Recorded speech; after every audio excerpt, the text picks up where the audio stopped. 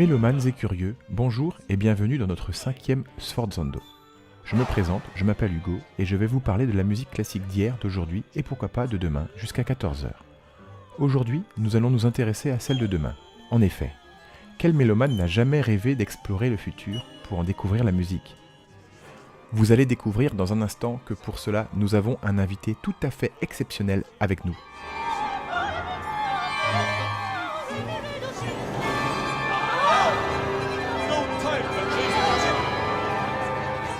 La musique du futur, certains l'ont imaginée, comme par exemple les compositeurs appartenant au mouvement futuriste dans les années 1920.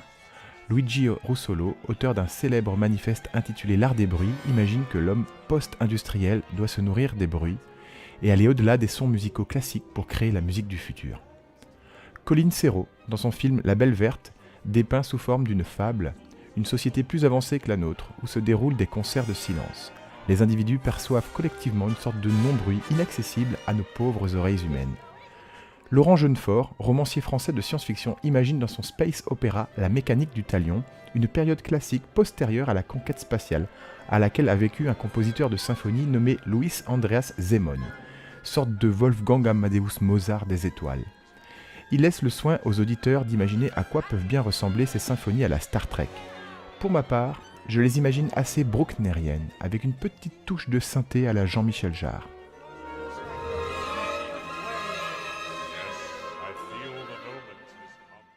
Pour ce 5e numéro tout à fait exceptionnel, je vous propose un voyage hors du commun. J'ai voulu profiter de la nouvelle année et je suis allé rendre visite à l'illustre docteur Emmett Brown, bien connu pour être l'inventeur d'une machine à voyager dans le temps. J'ai profité que celui-ci soit de passage à Paris pour lui donner rendez-vous dans la capitale. Dr Brown, bonjour. Ah, bonjour. Quelle surprise. Tout d'abord, merci beaucoup d'avoir accepté notre invitation. Grâce à votre fabuleuse machine, nous allons offrir aux auditeurs un voyage inédit. Alors sans plus tarder, allumons notre machine. C'est parti pour l'année 2118.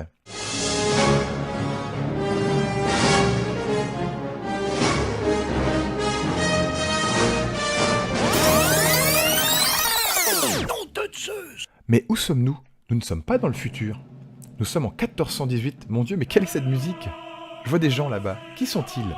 Tu devrais plutôt demander, mais merde, quand sont-ils ? Mais oui, c'est de la musique militaire. Nous sommes en pleine guerre de 100 ans et nous entendons les troupes anglaises qui ont conquis Paris et qui défilent victorieusement.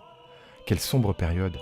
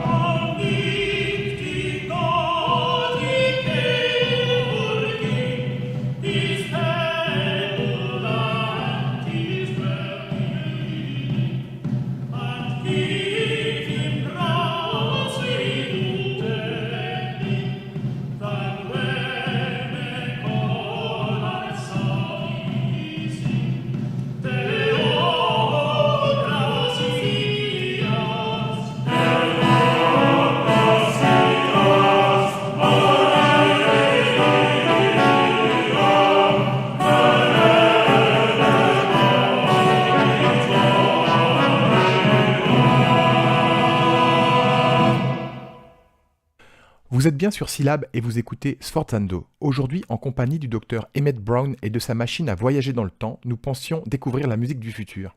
Mais suite à un problème technique, nous voici plongés dans le passé, et là, dans le cas présent, au Moyen-Âge. Écoutez, chers auditeurs, je crois qu'il ne sera pas possible de revenir directement dans notre époque, alors je vous propose de marquer quelques arrêts afin de découvrir les différents siècles musicaux qui nous séparent du Moyen-Âge. 88 miles à l'heure!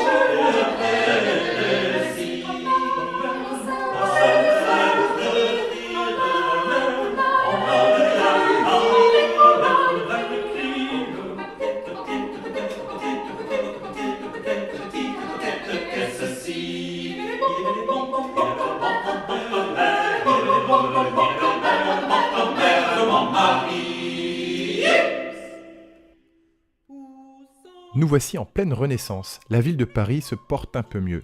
Vous pouvez entendre les nombreux marchands derrière nous, à moins que ce ne soit de la chanson polyphonique typique de cette époque. Nous venons d'entendre « Il est bel et bon ».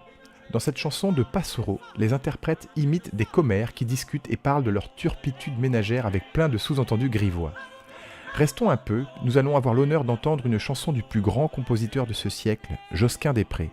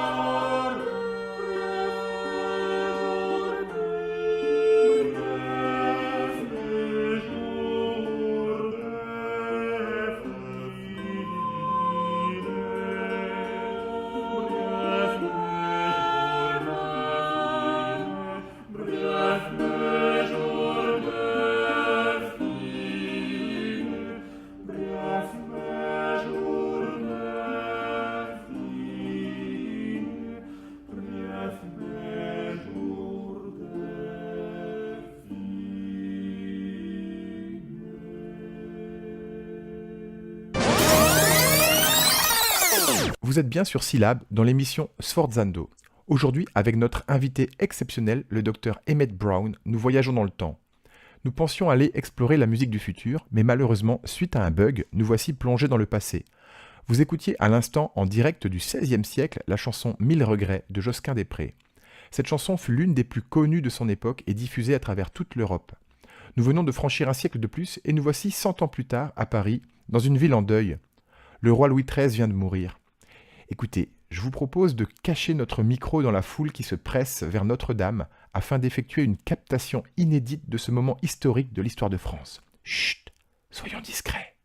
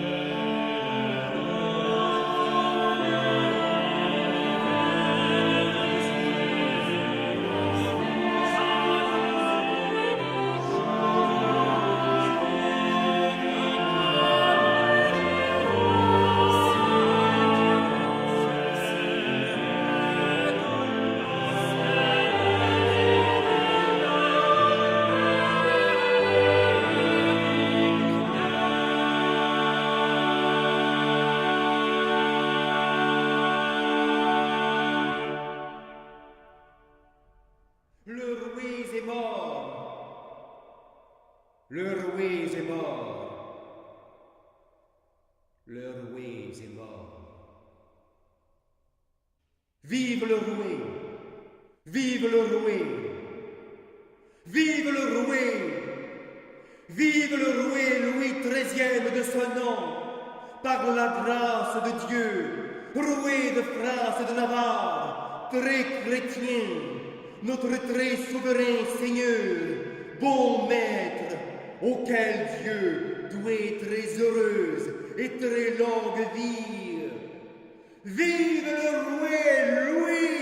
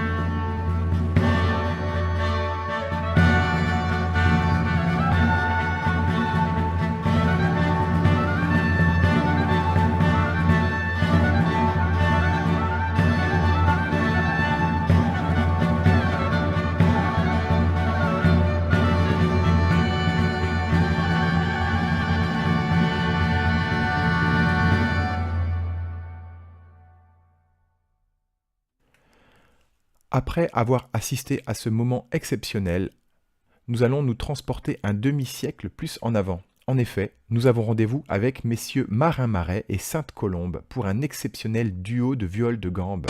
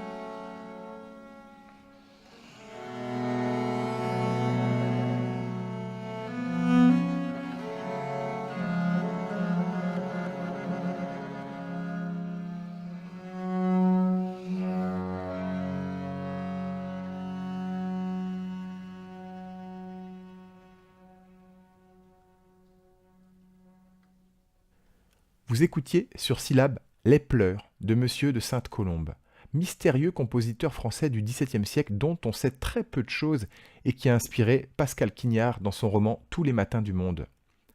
Dans cette émission exceptionnelle, nous avons l'opportunité de voyager dans le temps grâce à la machine du docteur Emmett Brown, notre invité aujourd'hui dans Sforzando.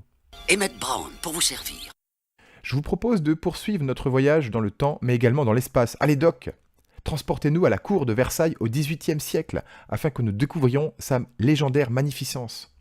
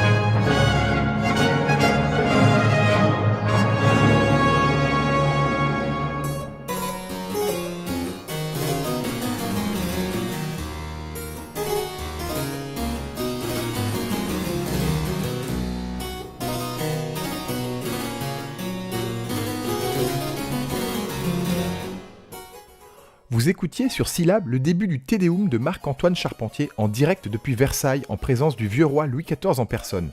En effet, grâce au doc Emmett Brown, nous avons l'opportunité de voyager dans le temps. Nous voulions initialement découvrir la musique du futur et ainsi avoir la même chance que Chuck Berry dans cette fameuse scène du film. Malheureusement, suite à une fausse manip, nous avons été projetés dans le passé. Mais nous sommes sur le chemin du retour et nous ne désespérons pas. Nous te renverrons vers le futur. Oui, voilà. Continuons notre chemin du retour. Nous avons l'opportunité d'entendre Joseph Haydn qui est de passage à Paris. Nous devons nous rendre à la loge maçonnique dans 50 ans. On n'a pas une minute à perdre.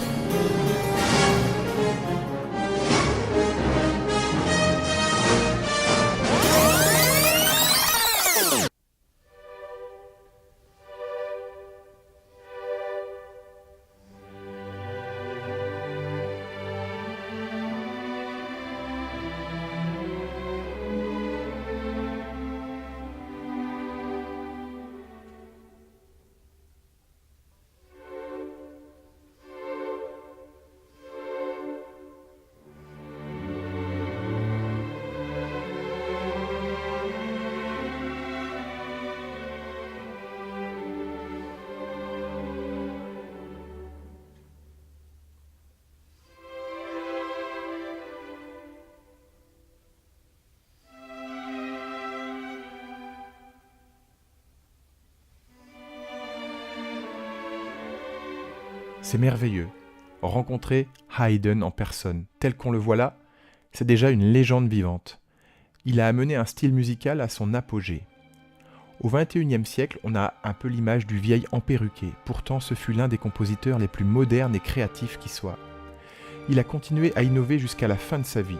Il a emmené la musique de la fin du baroque jusqu'au début du romantisme. Il est moins connu que Mozart par le grand public, et pourtant il a été plus loin que lui dans la plupart des formes et genres de l'époque, à l'exception peut-être de l'opéra. Haydn n'est pas ce valet des rois, celui qui a figé la musique dans un moule classique uniforme comme on a parfois voulu le faire croire à partir du XIXe siècle. C'est vrai que lorsqu'on écoute un quatuor de Haydn, c'est très guindé. On a l'impression d'être un invité d'honneur du prince Esterhazy. Mais Haydn a écrit de la musique universelle et tout le monde est digne de l'entendre et de l'apprécier. D'ailleurs, les fans de foot ou de Formule 1 connaissent tous Haydn. En effet, c'est lui qui a composé la musique de l'hymne allemand. Les formes qu'il a créées sont en fait des graines de modernité et d'expression qui vont pousser pendant presque 2 siècles dans un terreau appelé Mozart, Beethoven ou Schubert. Allez, je me tais. Écoutons plutôt.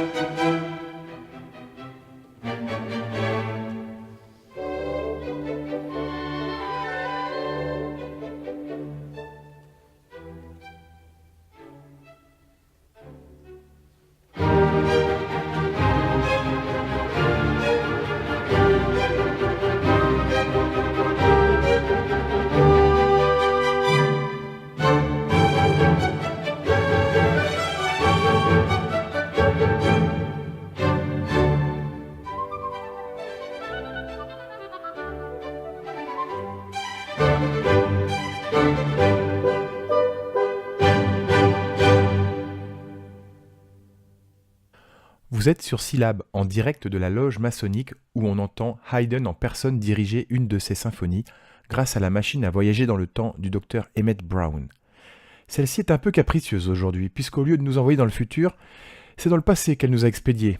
Nous ne désespérons pas et tentons un nouveau bond en avant pour nous rapprocher de notre époque. 88 miles à l'heure!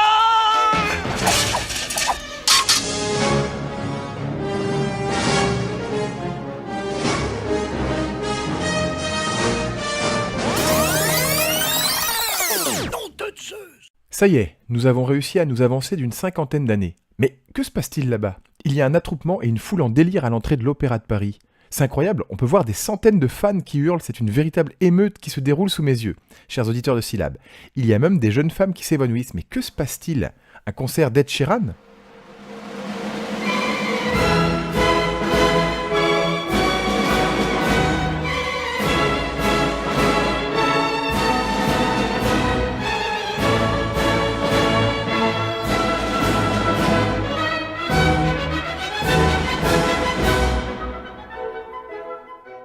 Pas du tout. C'est Rossini qui est de passage à Paris pour donner son opéra La Gazza Ladra, la pie voleuse. C'est une véritable rockstar avant l'heure.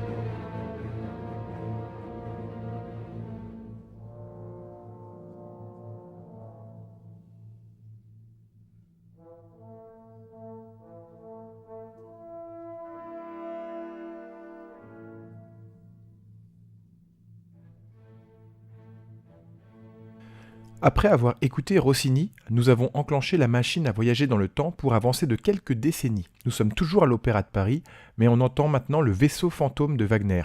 C'est une autre ambiance. L'orchestre, et notamment la section des cuivres, a beaucoup évolué dans l'intervalle. Wagner nous amène vers une sorte d'œuvre d'art totale.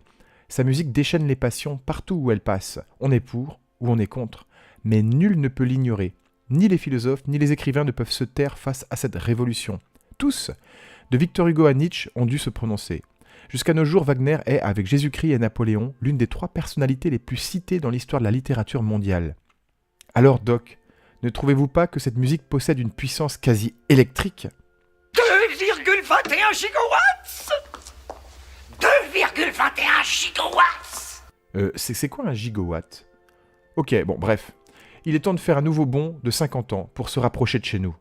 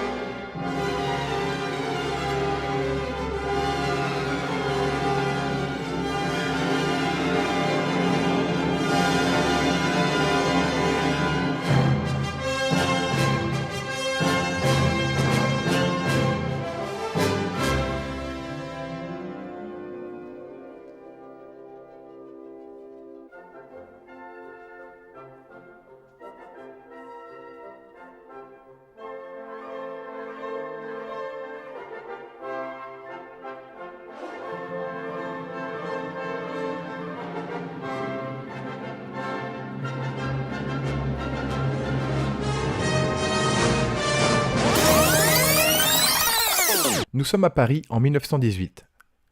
Ça y est, dans seulement un siècle nous serons chez nous. Ouf. La fin de la guerre suscite ici de la joie, mais celle-ci fut particulièrement dévastatrice et des centaines de milliers de familles dans toute l'Europe sont endeuillées. Un sentiment antimilitariste naît, et cela va inspirer les compositeurs dans un Paris qui connaît une effervescence artistique inédite jusqu'alors. Les ballets russes sont très prisés. Des compositeurs comme Ravel, Satie et Debussy écrivent pour les danseurs de Diaghilev. L'histoire du soldat est un mélodrame composé par Igor Stravinsky en 1917. Alors un mélodrame, c'est une pièce de musique de scène avec des voix parlées. Ici, l'effectif est de 3 voix de récitants et 7 instrumentistes. Alors parmi les instruments, on a donc violon, contrebasse, basson, cornet à piston, trombone, clarinette et percussion. Cette formation instrumentale particulière fait à la fois référence à la musique militaire et à la musique de cirque. C'est une façon de tourner en dérision le militarisme de l'époque. L'argument de la pièce est d'inspiration faustienne, mais reprend un vieux conte russe. Ça raconte l'histoire d'un soldat pauvre qui vend son âme au diable contre un livre qui permet de prédire l'avenir. Son âme est représentée musicalement par le violon solo. Stravinsky s'inspire de la musique populaire et de la toute nouvelle mode américaine qui fait fureur à Paris. On sait quel camp il a choisi. Il tourne résolument le dos à Wagner qui, 50 ans après sa mort, suscite toujours autant de débats passionnés. Écoutez plutôt avant de faire un autre bond temporel plus en avant dans le XXe siècle.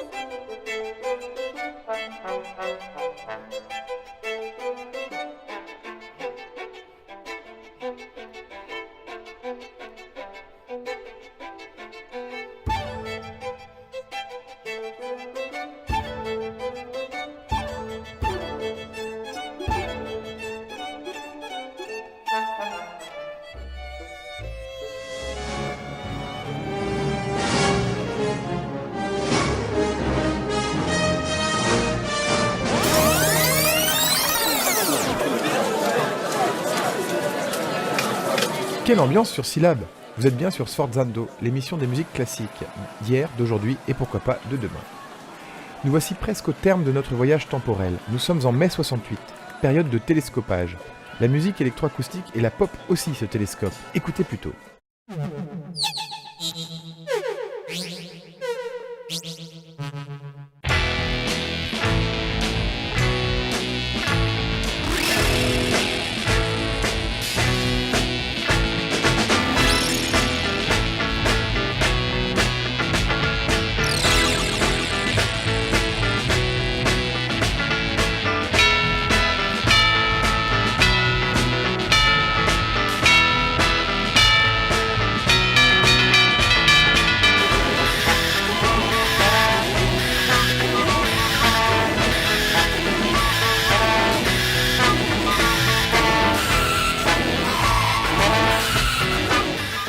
Vous êtes sur Syllab et vous écoutiez un extrait de la messe pour le temps présent.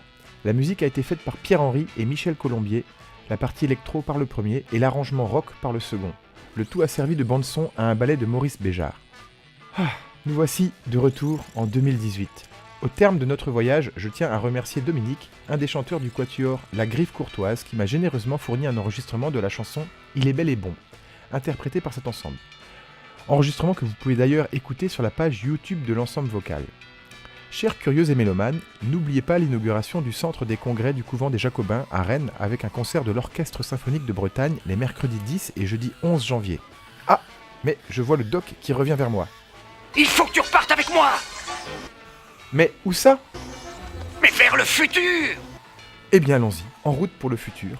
On se retrouve à la rentrée et en attendant sur le site de la radio www.c-lab.fr ou sur notre page Facebook. Attention, nouveauté en 2018, l'émission devient hebdomadaire. Rendez-vous chaque dimanche à 13h. D'ici là, il ne me reste qu'à vous souhaiter meilleurs vœux pour cette année, à l'écoute d'une musique futuriste.